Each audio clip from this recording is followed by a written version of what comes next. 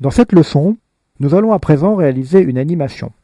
Une animation est un mouvement qui part d'un point vers un autre et qui peut éventuellement passer par des étapes intermédiaires, contrairement aux transitions qui varient uniquement d'un point à un autre. Une animation est définie par un mot-clé. Elle sera donc ainsi appelée grâce à celui-ci. Nous allons réaliser deux animations. La première animation consistera à passer au-dessus de différents textes et à faire en sorte que ces textes s'animent en couleurs, donc qui passent par différentes couleurs. Et la seconde animation consistera à cliquer sur le premier texte, par exemple, ou sur le premier et le deuxième, pour animer une petite flèche qui viendra pointer vers un endroit précis de notre image. Donc le document HTML est déjà en partie réalisé. Nous allons nous intéresser à la réalisation tout d'abord de l'animation concernant les textes, animation en couleur. Donc comme je vous disais, une animation est repérée par un mot-clé. Donc nous allons commencer le sélecteur d'animation par le signe arrobase, @webkit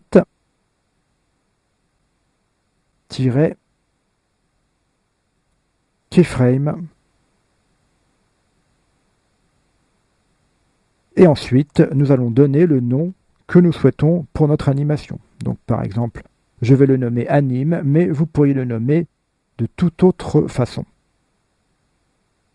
Puis je ferme le sélecteur. Voilà, ça, nous avons réalisé ainsi un premier sélecteur pour l'animation. Petite parenthèse, vous pouvez constater que nous avons écrit le mot-clé, le préfixe WebKit. Cela signifie que seuls des navigateurs comme Safari ou Chrome pourront lire cette animation. Les autres navigateurs n'ont pas encore implémenté cette propriété. À présent, je vais donner des points concernant le départ et les différents points intermédiaires pour les différentes couleurs de mon image. Donc à 0% du début de l'animation, donc au début de l'animation, nous allons créer des nouvelles règles. Donc 0%, on crée de nouveau ouverture d'accolade, fermeture d'accolade, et là, nous allons donner les différentes propriétés à ce moment précis. Pour cette première étape, nous allons spécifier une opacité égale à 30%, donc 0.3, et une couleur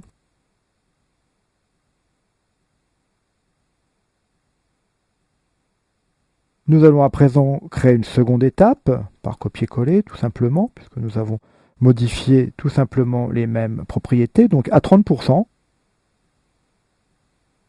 une opacité de 0,5 et une couleur rouge. De nouveau copier-coller.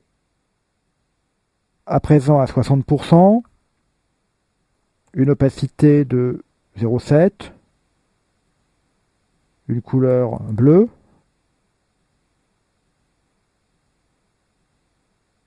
et enfin à 100%,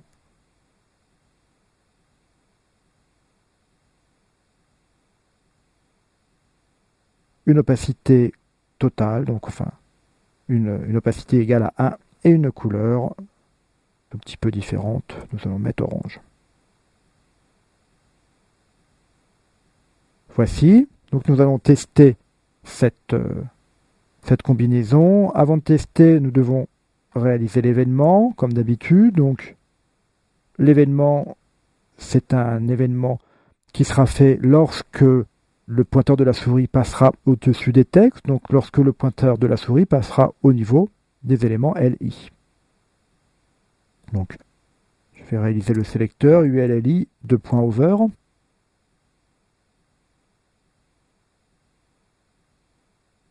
Et nous allons signifier que nous souhaitons utiliser une animation. Donc WebKit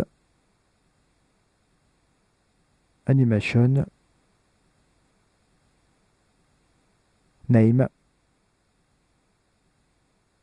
Nous donnons le nom de notre animation, anime.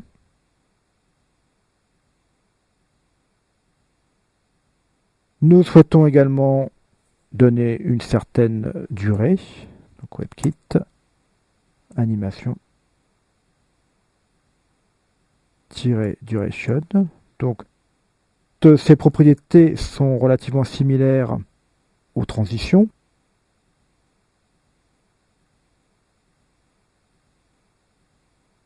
La différence étant que, au niveau des transitions, ces différentes spécificités étaient placées dans l'élément de départ. Et enfin, nous allons utiliser une dernière propriété, WebKit, animation, itération count,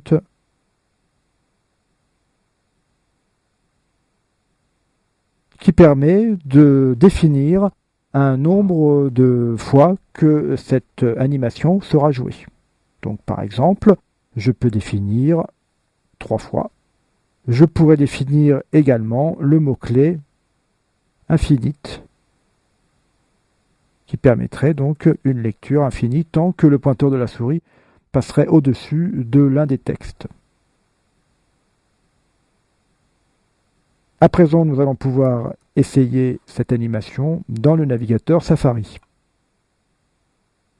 Lorsque je passe le pointeur au-dessus, le texte s'anime correctement puisqu'il passe bien de la couleur verte à la couleur rouge, puis à bleu et enfin orange. J'ai laissé le pointeur de la souris ici en place. Nous avons pu constater que le mouvement vient de s'arrêter parce que la rotation s'est déjà fait 3 fois. Nous pouvons réitérer l'opération sur d'autres lignes. Voilà. À présent, nous allons réaliser une seconde animation qui consiste à placer une petite flèche ici et qui ira pointer sur un endroit précis de notre image. Pour réaliser cette seconde animation, nous allons ajouter à l'intérieur de notre code HTML une petite flèche. Donc nous allons l'ajouter ici, à l'intérieur directement du LI concerné. Donc la flèche a été créée précédemment, donc c'est une image. src égale. L'image se nomme flèche.png.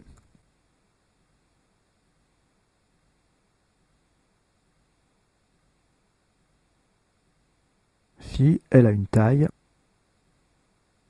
de 50 pixels et une hauteur de 47. Nous allons lui donner également un identifiant FL.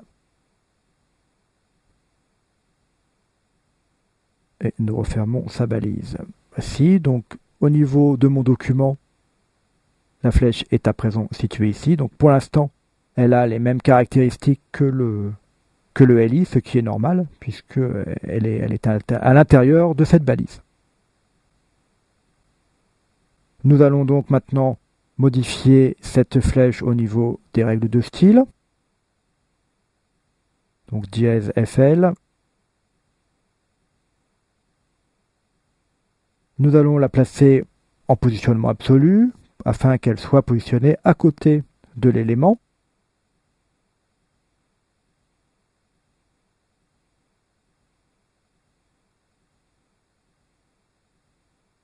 Avec une position left de 300 et en top 5 pixels.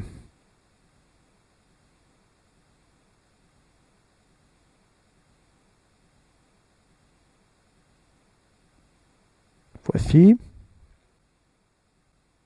Nous allons à présent regarder la position de la flèche dans le navigateur.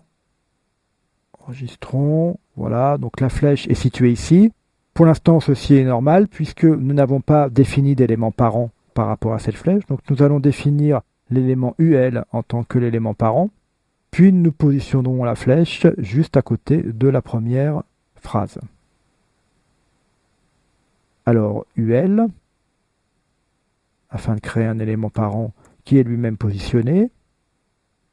Position absolue, Nous allons le mettre en relative, ce qui permet d'éviter de lui donner des coordonnées. Et enfin, nous allons modifier le positionnement de FL. Donc nous allons le mettre en top un tout petit peu plus bas que le début de UL, donc par exemple 5 pixels. Voilà, 5 pixels. Et nous allons le mettre en left 300 pixels. La flèche étant un tout petit peu plus trop grosse, nous allons modifier sa taille, donc width.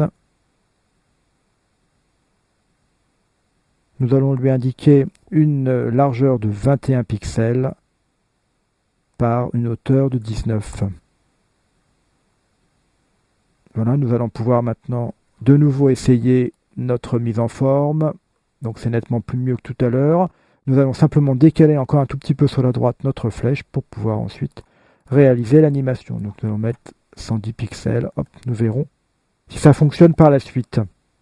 À présent, nous allons réaliser l'élément déclencheur. Donc l'élément déclencheur, c'est LI.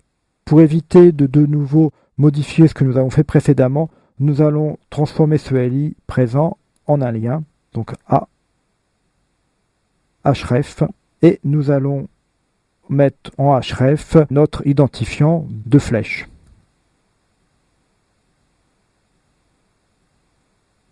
Voilà, ce qui permettra d'utiliser par la suite le sélecteur target que nous avons vu dans une leçon précédente et qui permet de cibler un élément à l'intérieur de la page. Donc nous avons, grâce à cet élément A, ciblé l'élément FL. Ainsi, cet élément FL, avec le sélecteur target, pourra s'animer.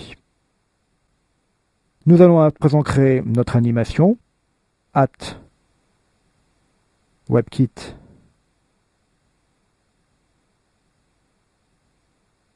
keyframe. Nous allons l'appeler anim2.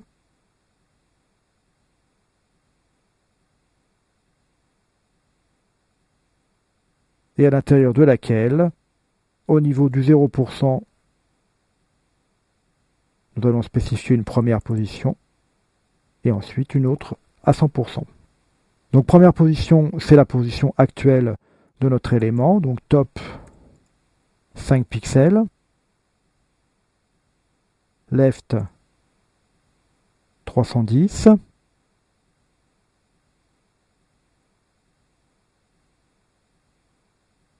et actuellement nous considérons que notre flèche doit être dans la même position en rotation qu'actuelle, donc WebKit transform. Nous souhaitons avoir une rotation pour l'instant de 0 degré.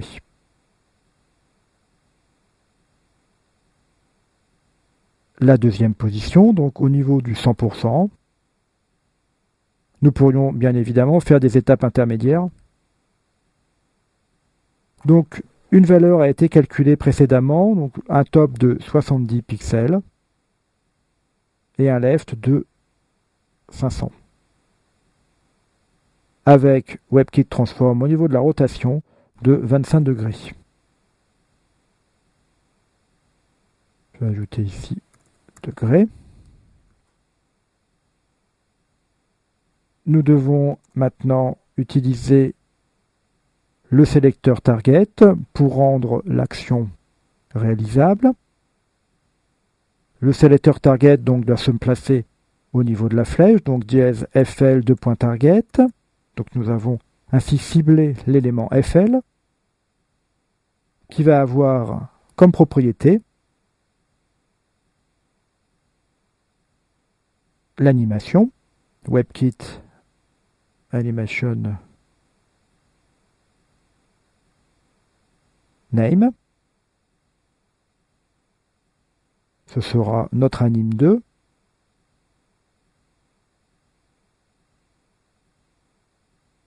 Et nous allons lui donner ses valeurs finales, de nouveau, sans quoi, si nous ne les mettons pas, la flèche aura tendance à revenir à l'état initial. Bien, nous pouvons aller voir à présent dans le navigateur, Safari, enregistrer. Donc nous avons bien la flèche qui rentre en opacité 1, un clic. La flèche ne bouge pas car nous n'avons pas spécifié de durée. Ce que nous allons faire tout de suite. Donc ici, WebKit, Animation, hop, Duration. Et nous allons mettre une durée de 4 secondes. Voilà. De nouveau, nous allons voir dans Safari. Donc la flèche est bien en mouvement. Donc, elle revient immédiatement à sa position précédente lorsqu'elle a terminé son mouvement. Ce qui n'est pour l'instant pas bon puisque nous souhaiterions qu'elle reste dans la position finale. Je vais quitter Safari. Donc pour cela, nous devons ajouter la même valeur finale au niveau de la cible, donc au niveau du target. Voilà. Enregistrons et nous allons revoir dans le navigateur Safari. Donc nous avons bien une mot d'opacité qui se modifie, un clic, la flèche s'anime et se stabilise en fin de parcours.